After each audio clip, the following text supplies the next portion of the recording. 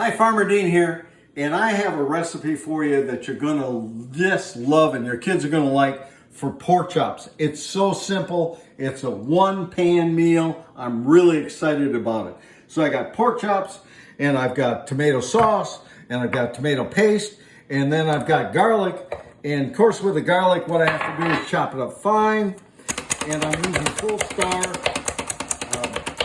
It is on Amazon. People always ask me, where can I buy this stuff? So you can buy Full Star right on Amazon with no problem. So what I'm going to do with the pork chops, I'm just going to come over here and I'm going to braise them on both sides.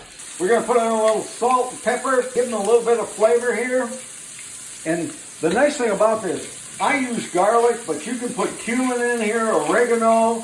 You can put any kind of herb that you really like. Now, a lot of people just use garlic powder, but I like to use real garlic that's chopped up. I think it gives it a little more flavor. But if you don't have any garlic, just use garlic powder on there. No problem.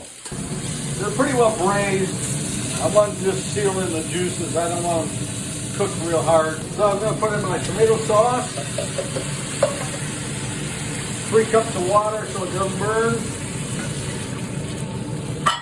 My tomato paste, and we're just going to let this simmer for an hour to 2 hours. If you got thin pork chops, about an hour. Mine are real thick, so it's going to take me about 2 hours.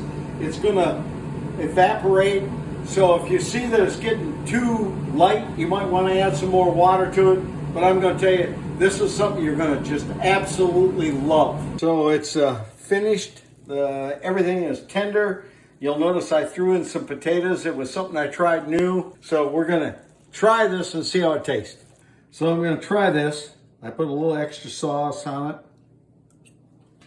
it. That's good. OMGs. If you like this, hit the like button.